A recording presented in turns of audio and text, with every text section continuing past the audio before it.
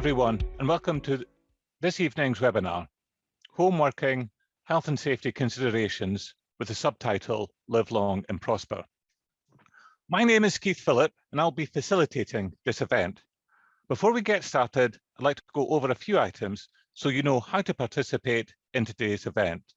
Please note that the event is being recorded. If you don't wish to attend a recorded event, please disconnect now, but be reassured the recording will become available on the Wiltshire BCS website.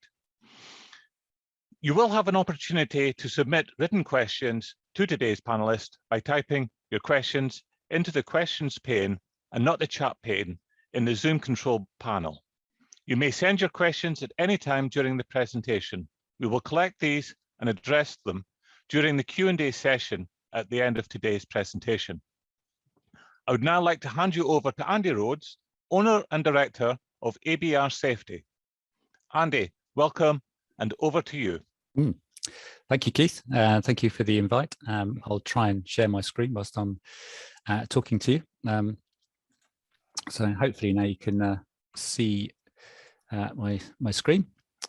Okay, so yeah, I've been invited to come along and talk to you about home working, but I suppose first just give you a little bit of a little bit of background about myself. Sorry, my technical skills let me down there.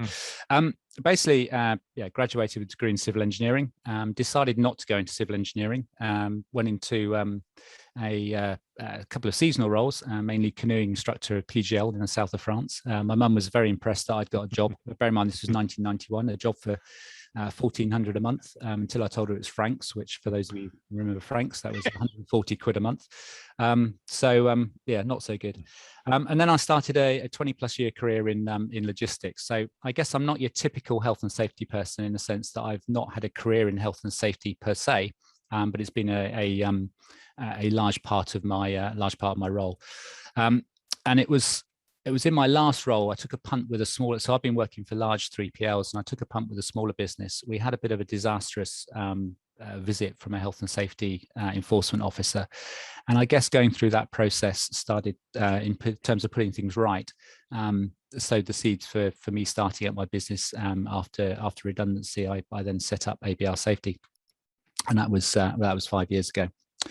Why? Well, partly because I firmly believe about work safe and home safe. I firmly believe that we all deserve to go home in the same condition as we went to work. Although, of course, today I'm going to be talking about working at home, but we all deserve to go home safely at the end of the day. And a large part of what I do never ever gets seen. Not like marketing. The marketing department will try and get you in the news, or your business is in the news. For me, it's all about keeping the business out of the media, and certainly for keeping it out for all the wrong reasons. So basically making sure you don't have an accident, etc., etc. A couple of the challenges I face is, before we get onto the home working, a couple of the challenges I face is that the perception of safety is different amongst people. Particularly this is typically why women live longer than men mainly, but a couple of blokes here standing on a ladder whilst he's doing the air conditioning, taking shade under a digger. This one amazed me in Thailand. It's not a very good photo, sorry, but it was a bit quick, but the guys went past 2 mopeds, ladder around their neck, each of them. Guy cutting the hedge and cleaning the window. So clearly none of these you'd expect to be happening, but clearly people have a different perception of safety. And one of the things I talk to clients about is that it only takes literally one very small lapse for things to go disastrously wrong. So sometimes when people think health and safety goes over the top, and believe me, I think sometimes it does, but there are good reasons why there's lots of processes in place. I recognize this is the work environment, but it does show quite clearly what things go wrong. It's only about 40 seconds, there's no sound, but what you've got is a reach truck here coming down the aisle, and it just dinks the racking. And this is, if things don't go right, this is how wrong it can go. Whoops.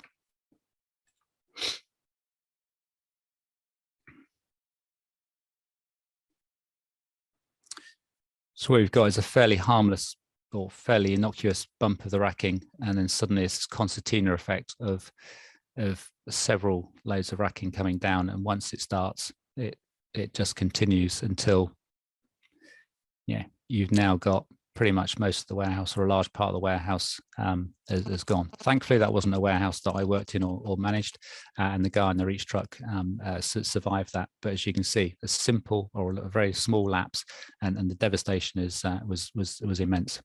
Oops, don't want to listen to it again. So in terms of home health and safety at home, hopefully it doesn't go anything like that. The headline was there's 50 times, you're 50 times more likely to have an accident at home than you are at work. A bit of a headline grabbing headline, I guess, but yeah, it's not strictly comparing working from home to working at work, but you are 50 times more likely to have an accident at home than you are at work, which I'll explain in a second. One of those reasons being is that work, and this is the only regulation I'm going to make a reference to, you'll be pleased to know. Sorry, I developed a cough earlier today. Is that work are bound by the Health and Safety at Work Act. That requires businesses to have a duty of care for their employees and those affected by their activities. And so they have a duty to basically manage and eliminate the risks and protect people, property and equipment. Hopefully I'm not telling you anything you don't know here. And also in the work environment, they then have to do training and instruction and also emergency procedures. So basically they have to reduce the risks. When you get, so they provide a safe environment when you get to work. When you get to work, they give you instruction and training so you know what you're doing. And in the event of an emergency, if there is an emergency, through fire evacuations, etc., we know what to do and how to respond. Also, that duty of care also extends to working from home. Should your role, in some respects, be either permanently at home or part of your contract is to work at home. If it's a temporary basis, the business doesn't actually have to do very much, but if it's a permanent thing, then they do have a duty of care, or your employer has a duty of care to look after you, and we'll touch on that in a sec. So in terms of safety at home, the accidents, it was done by ROSPA, the Royal Society for Prevention of Accidents. The funding was cut, unfortunately, so they don't monitor it at home. But sometimes people say, oh, businesses talk about safety at home, it's over the top. Well, actually, there's approximately, when they did this about 10 years ago, there was 6,000 deaths at home due to health and safety. Most common cause of accidents was falls, pretty similar to the work environment. Over 4,000 people were injured falling down the stairs. And I couldn't really get over this stat. I've just picked a few stats out, but 4,000 children under the age of 15 were actually injured falling out of windows, believe it or not. Now, the areas in which people get injured, and some of the areas I'm going to touch on, are fire safety, slips and trips and falls, which I'm going to talk about fire safety and slips and trips and falls, and a home office.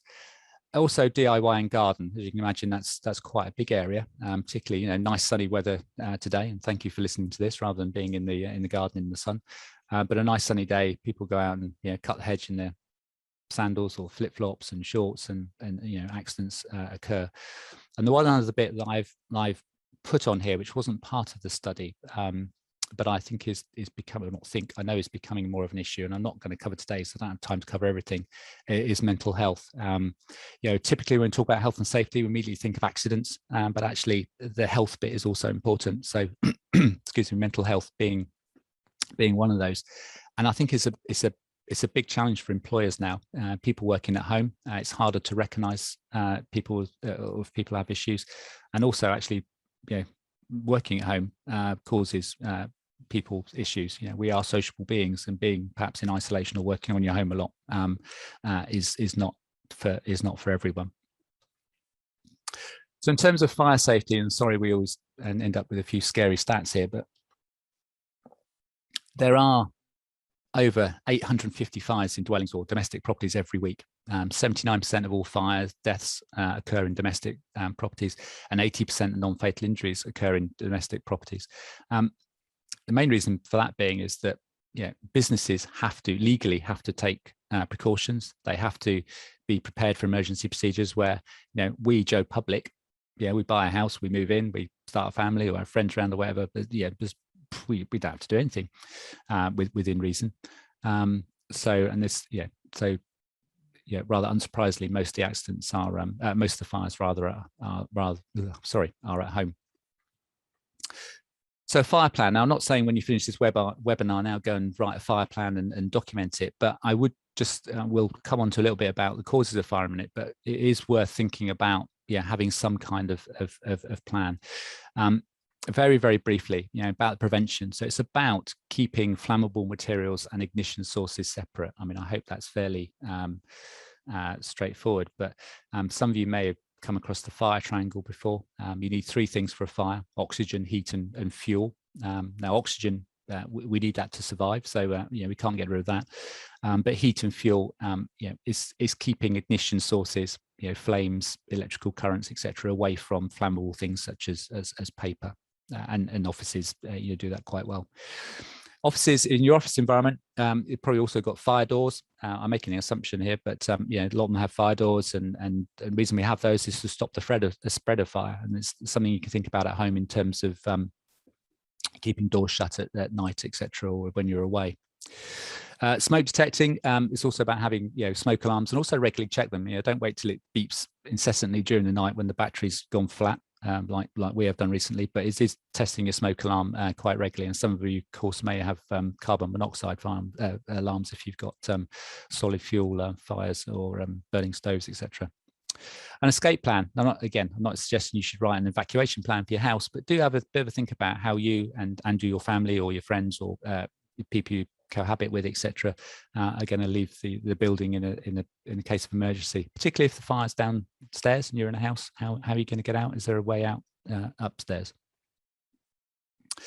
So in terms of relating that to the working at home, and particularly I suppose with IT people who might have lots of electrical equipment, is some of the common hazards will be damaged power cables, combustible materials, which I've talked about, blocked escape routes, although that's not going to start the fire, but that's is a risk. Computer and electrical equipment, making sure it doesn't get overheated and stuff, so not sitting in your bed or with it on your duvet and making so the risk of it overheating. Put it properly on a desk or on a hard surface so the air can get around it, it can vent, etc. And the good old overloading of electrical sockets and extension leads. I mean, how many of you have got something like this under your desk or in the corner of your home office? So whilst we're talking about good old extension leads, because this is probably, equipment, I'm assuming you're all going to be using pretty good equipment now. But the good old extension lead can be the one that causes fires. So overload an extension lead.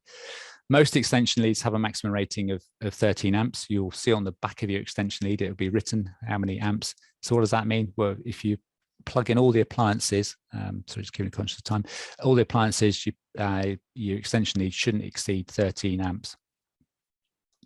The good news is that probably most of the items you guys are using will have a very low rating. So the example being your laptop, less than 5 amps, less than 0.5 amps, printer, less than 0.5 amps. It's only really when you get down to things like desktop, 3 amps. And of course, winter is coming, so portable radiator, 8 or 9 amps. So as soon as you start plugging those in, you get quite near to the limit. I'm not sure why I put hairdryer in there, particularly as Keith invited me to come along, but the hairdryer, 10 amps. And kettle, if you're working in a kitchen or you've got a kettle in your office and you've plugged it into the same extension lead, as soon as you turn that kettle on, you're actually maxed out on that extension lead. So you shouldn't really have anything else on there. The risk, of course, is that it overloads, it electrical overheats or electrical short circuit, and you end up with an electrical fire. It's probably the biggest cause of fire at home from a working perspective. Should you really have a slow work day, you can go onto electricalsafetyfirst.org.uk. They have a little calculator where you can, it's not very exciting, I have to say, but there's one here I did earlier with a laptop, a couple of monitors and a printer, really low usage. So if that's your typical setup, you're going to be pretty fine. All you're going to have to worry about is the cables, which I'll talk about in a minute. As soon as you start plugging in a heater or desktop, you're starting to get near your limit in terms of your electricity, so of your power. So to just really give that some thought. So really on a fire summary, before I share you something very briefly, is keep ignition sources and flammable separate. is do not use damageable electrical equipment, so no frayed wires and stuff like that, which can increase the risk of fire. And do not overload your electrical sockets, so none of this underneath your desk and no daisy chaining of sockets. Now, this is now going to test my computer skills, because what I'm going to do is stop sharing and share another screen. Is just from a domestic perspective, if you are people that have a real Christmas tree, I don't want to scare you, but here, I'm not going to show all of it. It's 2 minutes. I'm only going to show about 40 seconds. But on the right is a dry Christmas tree. And on the left is one that's been watered. So please water your Christmas tree, because the fire started at the same time. The one that hasn't been watered, we're only 3 seconds in, 5 seconds in, it's already up at the ceiling.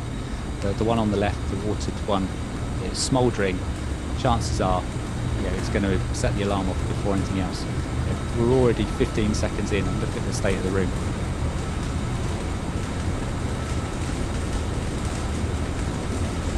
We get to about 30 to 40 seconds, and that's then when the sort of dark black smoke starts to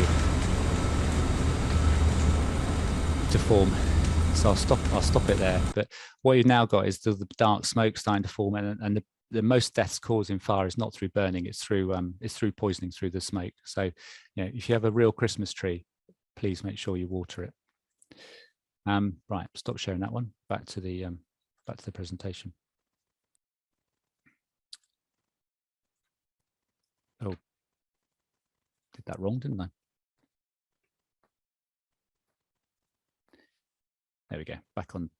So that's fire done. So in terms of ergonomics, there's going to be another little video in a minute with somebody else talking, not me. So in terms of ergonomics, basically, are you sitting comfortably? Now, I think in terms of your own personal injury, I think you're more, yes, fire is very, very serious. And if it happens, the consequences can be catastrophic. I think you're more likely to be at risk of some kind of injury from not sitting at your desk properly, or not sitting, not sitting properly, full stop. 6 of the most common injuries from working at home are neck pain, back pain, shoulder pain. So when you're sitting, I actually notice it the same when I'm driving. Actually, you're sitting, after about 10-15 minutes, you start to slump and your neck starts going forward, particularly if you're working over a laptop that I am now here. You start to hunch forward. If your arms are not in the right place, you get carpal tunnel syndrome, and there's a little video in a second, so I won't dwell on these. Good old computer or tennis elbow, again, from using your mouse, etc. And tight hips or hamstrings, or basically tight leg muscles from sitting down too much. You need to get up and walk around. Now, if you're working at home on a temporary basis, your employer doesn't, as I said, doesn't have to actually do a huge amount. But if you are there on a permanent basis, or it's part of your contract to work at home, they should do, should do a display screen equipment, or DSC assessment, which assesses how you're sat and how your work station is set up, and your employer should then take any relevant action. It might be that you fill it in on your own at home. I wouldn't necessarily expect them to come out to your home and do it, but they should provide you with some kind of DSC assessment. So again, this is testing my computer skills. So rather than me whittle on, there's a video. It's American, I'm afraid, but it actually explains, I think, how you should set your desk up pretty well. So I'll just check that the sound is shared. So yeah, so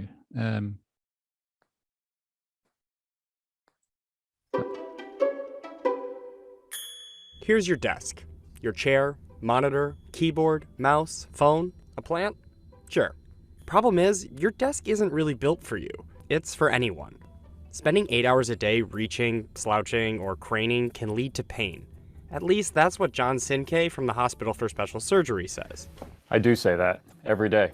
So he's here to, well, he can tell you. I'm here to show you how to set up your desk ergonomically so you can avoid pain later on in life.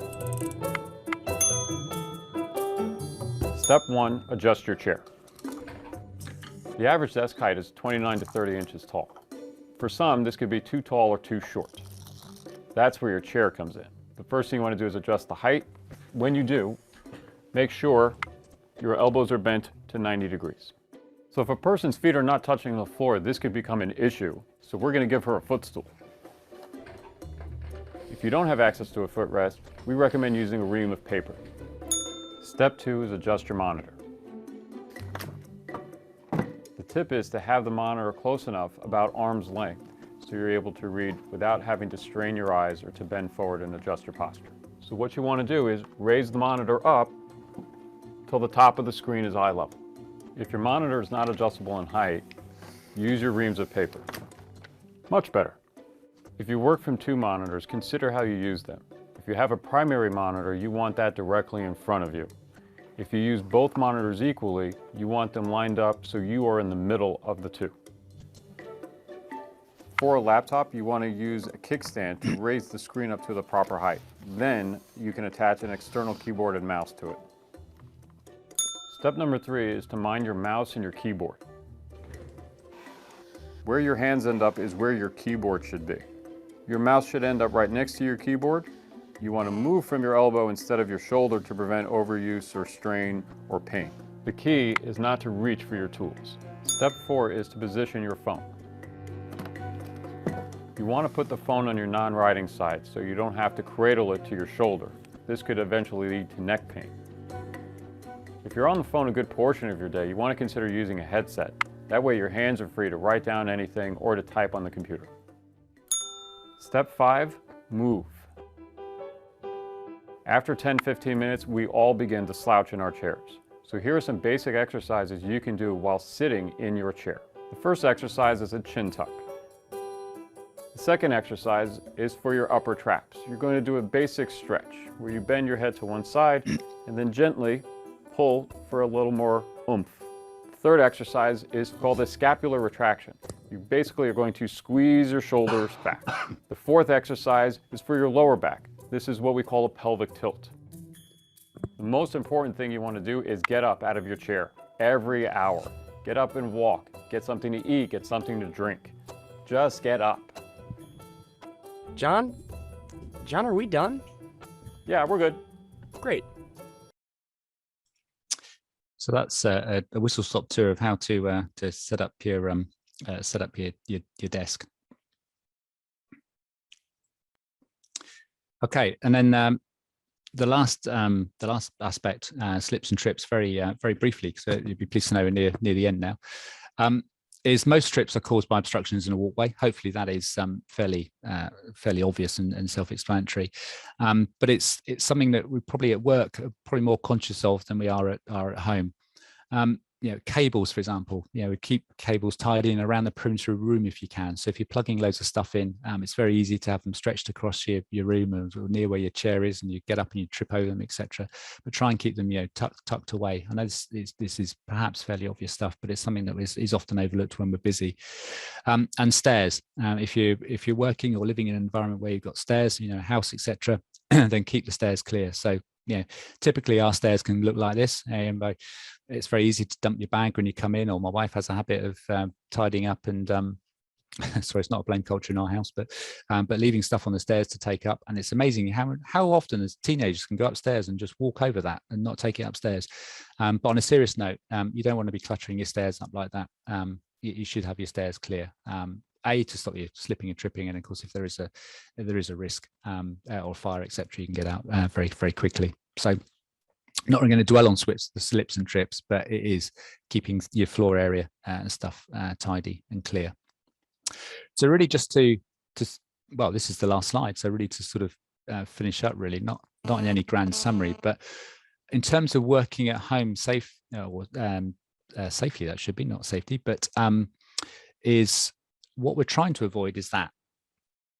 So we don't want an office environment that looks like that. You've got multiple flammable paper, trip hazards, etc. You can't see it too well, but there's overloaded sockets at the back there. You've got electricals next to inflammables, etc.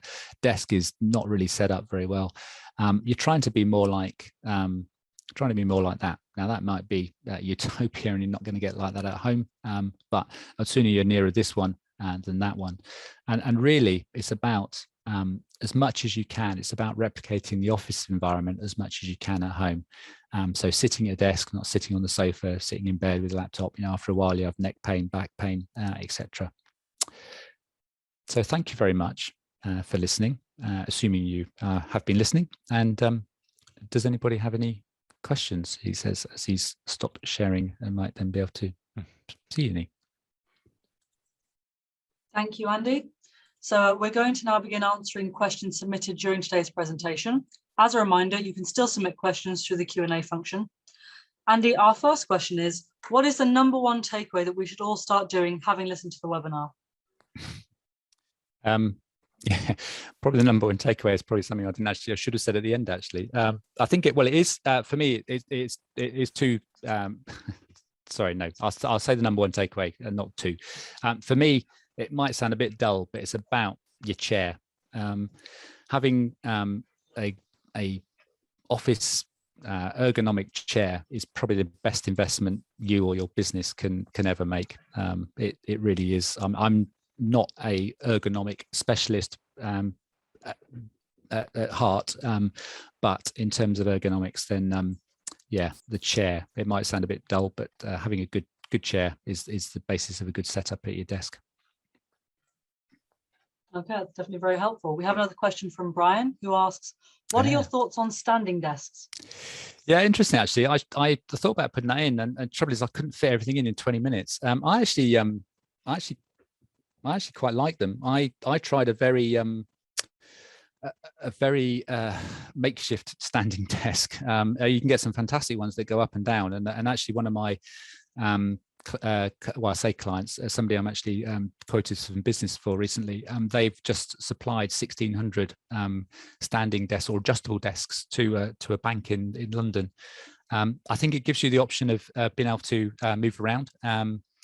I think it's great, particularly for things like this, actually, rather than just sitting down. Actually doing a webinar stood up is actually very good, and it gives, if you've got an adjustable desk, it gives you the option. I've done something slightly different at home in terms of it's not set up at right this minute, but I have my laptop on some books. So I have a keyboard on the desk, laptop on a book, so I've got one screen, and then actually another. Sorry, I'm pointing out another screen above it on some a stack box, so that I can actually stand up and move about. So yes, I actually quite like them. Makes sense to have a good mix of sitting and standing. I think we could all stand to do a bit more of that, given how sedentary we've been this year. Yeah, and sorry, the only other bit I'll add is that I think more and more businesses are actually giving, or certainly I'm seeing more and more clients are giving employees the option to have stand-up desks, because I think they recognise the benefits of them, perhaps. That's good to hear. I'll leave the Q&A open for a minute, but I will hand over to Keith to close out if no one has any further questions.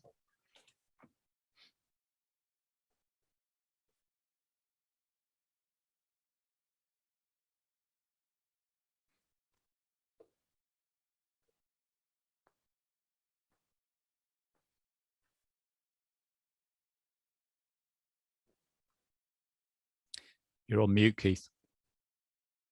Oh, actually, Keith, we have one more question that's just come through. Jeff asks, does an employer have a responsibility for portable appliance testing, PAT testing, of an employee-owned equipment that they use at home for business purposes? Do you know anything about that? No. All right. Sorry, does an employer have any responsibility for personal kit at home? Yeah, for PAT testing of employee-owned equipment. Yeah, well, I suppose I'll answer it in terms of PAT testing. Whilst I think PAT testing should be portable appliance testing, it's a good thing to do. It's not actually a legal requirement. You don't have to do it, but if you don't do PAT testing or portable appliance testing, then you do have to have record that you are inspecting your equipment. In terms of whether does the employer have responsibility for home equipment? Not really. I'd say an employer has responsibility if you are taking a laptop and a printer and stuff home, all that stuff that's been purchased by your employer. Yes, they certainly have a duty of care in terms of that equipment should be suitable for or fit for purpose and in good order. Not sure it covers personal equipment. I might have to come back to you on that one, actually. But certainly for the equipment that's bought by the business, then they have responsibility to make sure it's a good working order, whether it's PAT tested or whether it's visually inspected. Either can be done. Okay, thank you. We've got a question from Paul who asks, do you see things changing around ad hoc, i.e. non-contractual home working, and the health and safety law keeping up with this? Yeah, it's interesting. Sorry, I shouldn't sigh when I'm trying to answer the question. It's an interesting one, that one, really, because I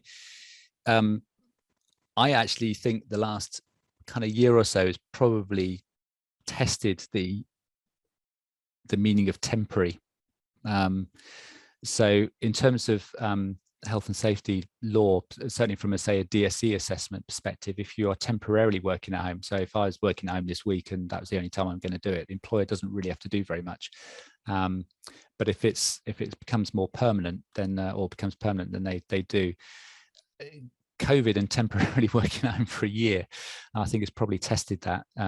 So I think health and safety law probably does need to catch up and probably will need to change to recognise the probably more hybrid home working type environments that we're probably going to see, I'm guessing, probably going to see more of. So I think it might have to change a little bit, and more emphasis on employers, and employees. I've glossed over the fact that we as employees have a duty of care to act safely, etc. But I think employers will have to do more, going forward. I think they should have to do more going forward as well. Yes, we'll have to keep an eye out for that. I think that's all the questions from me, so I will hand back over to Keith. Thank you, Andy. Okay. Thanks, Andy. And thank you, everyone, for attending today's webinar, Home Working Health and Safety Considerations. If you have any more questions, please contact the Wiltshire BCS members groups. Once you leave today's webinar, you may receive a survey on the presentation, and we would appreciate if you would complete and provide feedback. A recording of today's webinar will be available in due course. Please also remember our branch Facebook page, which can be found by searching Wiltshire Branch BCS. As the current situation dictates, stay safe, stay alert, and maintain social distancing still. I look forward to seeing you at a live meeting sometime in the future. Enjoy the rest of your day. Thanks again. Bye-bye. Good night.